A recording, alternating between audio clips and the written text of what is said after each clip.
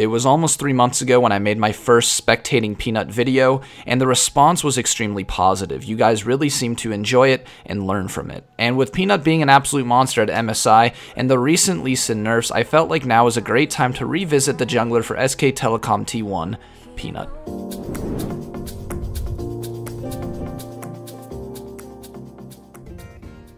Today's video is sponsored by PROGUIDES. I can only imagine that if you're watching this video, you're trying to get better at League of Legends. If you want to take it one step further, PROGUIDES is a great resource for getting a competitive edge on your opponents through comprehensive learning supplied to you by PROGUIDES. The link is down in the description. Let's get into the video.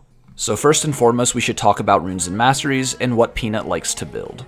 Fortunately, the only change to runes and masteries that Peanut has made is a small change to his mastery tree. He now takes runic affinity as opposed to assassin. My best guess as to why he does this is because he invades a lot less frequently compared to before, at least that's what I've noticed, and because he's farming more often, it makes the extended buffs more useful. The skill order remains the same. He starts Q, then W, then E, then maxes Q, then W, then E. Let's talk about his build. Now overall, his build remains the exact same, a full build having green smite warriors, black cleaver, Maw of Malmortius, Guardian's Angel, and some sort of armor item like Deadman's or Randuin's. For boots, he still gets Ninja Tabby or Merc Treads, but there is a small difference in the order in which he gets items now. The first difference is with his second item. Before, he would typically build an armor item depending on the situation, but now he rushes Hex Drinker or Black Cleaver every single game, assuming that they aren't full 8D. His typical 3-item build is Warriors, Black Cleaver, and Maw of Malmortius.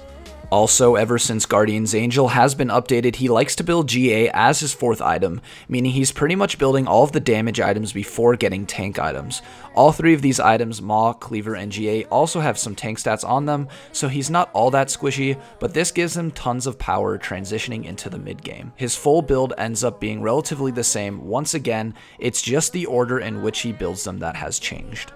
Alright guys, so into the spectate we go, and what I want to focus on highlighting from this game is how it's different from what I'm used to seeing and from what you're probably used to doing on Lee Sin. The spectate isn't going to be quite as in-depth as my last one, mainly because there's not as much new stuff I can bring to the table this time around, but also because it's more important to see how Lee Sin has seemed to change since the last few patches, including his nerf, and I'm going to go over what Peanut does differently. So the very first thing I've noticed from watching him that's different from before is his initial clears. In this game, he actually clears his entire bot side jungle first, which I haven't seen since like Season 6. Usually I go for the quick level 3 and either invade or try and get an easy first blood mid or top, but I think a lot of the meta junglers right now can actually beat Lee Sin early on now, like Elise, Olaf, Warwick, Nidalee. All these champions can contest Lee Sin's early game, so most of the matchups, Peanut actually opts for a longer clear, trying to get level 4 before he even thinks about ganking. Now, he actually does not do that in this game. He started to do it, but then he saw that the Orianna was low under tower, and he goes for the risky play, getting the first blood on Orianna, and then dying to the tower. Now, I think this is both a good and a bad play. I think from watching Peanut, he normally wouldn't go for plays like this. It does give Elise the ability to get an XP advantage. However, because he didn't take his red buff yet, him dying here doesn't mean he loses the early importance of red buff on Lee Sin. Alright, so this brings me to the first general rule that I've noticed from watching Peanut on Lee Sin, and that's how the early game has changed. I'm not sure if it's because of the nerf, but he focuses more on the mid-game power spike now, and I'm talking level 11 specifically, meaning he plays a lot more passive in the early game, focusing on staying up an XP over the enemy jungler, which he does by really being efficient with his clearing and not going for many ganks. For the most part, there's 2 conditions that need to be satisfied for him to gank before level 11. First of all, he likes to clear nearby camps before going for a gank attempt. If the lane he wants to gank is further away from the next camp he wants to clear, he typically just goes to the camp and continues to farm. Second of all, even if the gank is closer than the next camp, he still makes sure that it's a high percentage play. Now, this might sound obvious, but you're going to have to use your intuition here. Pay attention to your laners. Is there actually kill pressure, or are you just going to end up wasting time trying to gank that specific lane? Ask yourself that, because Peanut doesn't really fuck with low percentage ganks. He's always thinking about staying ahead of the enemy jungler in XP. Now, besides farming and ganking, Peanut has a very obvious strategy for impacting the early game outside of getting kills. Because he farms a lot more now in the early game, he impacts the game by supplying tons of vision control for his laners. since he's not ganking as much, he's leaving the responsibility up to his laners to win the lane on their own, or at least not get smashed, and the way he helps them is by giving them good ward coverage to protect them from ganks, and he also buys tons of pink wards so that he can also deny vision. This is another tactic though that he only does when appropriate. He's not going to discontinue his clear to go put vision down. He's going to put vision down when it's convenient, for instance when it's on his way to the next camp, or when he sees an opportunity to get deep wards when the enemy jungler is showing on a certain part of the map.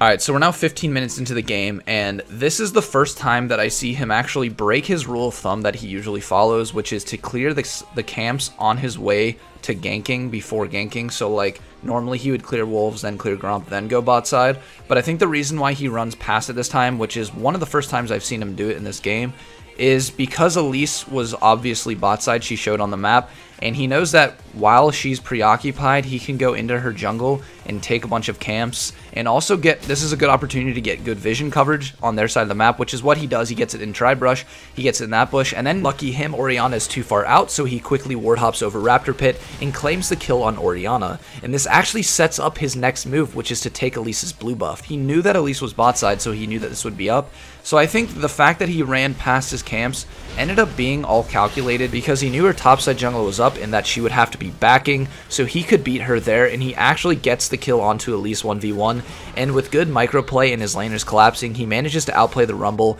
and gets another kill, and this really cracks the game open for them. It was relatively close up until this point, but now they've got a pretty steady lead. Alright, so as I was saying earlier about how he focuses more on getting to level 11 as fast as he can and then using that power spike as a way to turn on the jets and ultimately start building a huge lead. This is like exhibit A of what I've noticed in his games. Like, he does this in almost every game now, is where he'll literally just try and see how fast he can get to level 11. And notice how the enemy Elise is only a level 9, so he got 2 levels on her, and at level 11 you get a pretty hefty power spike, especially post nerf. The ult cooldown becomes a lot lower and you get more damage, and it's typically at this point in the game where you have your core items, so add that on top of the fact that he's just up in XP from rushing to level 11, he becomes an absolute monster at this point in the game. And in every game that I've seen him win, the game always cracked open as soon as he got to level 11 and just started going crazy aggressive from that point on.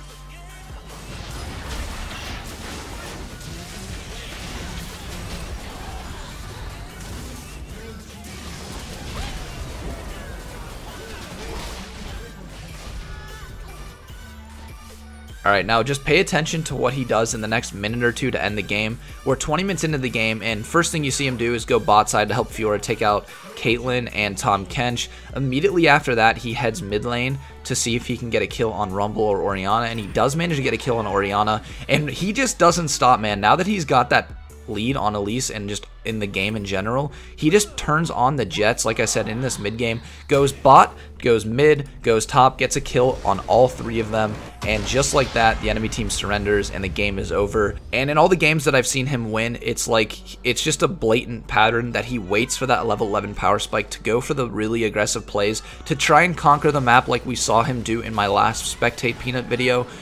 And it's very prevalent here. It's just everything's a little bit more delayed. So I think my advice to you after watching this game and for myself is to just not greed so hard in the early game for snowballing.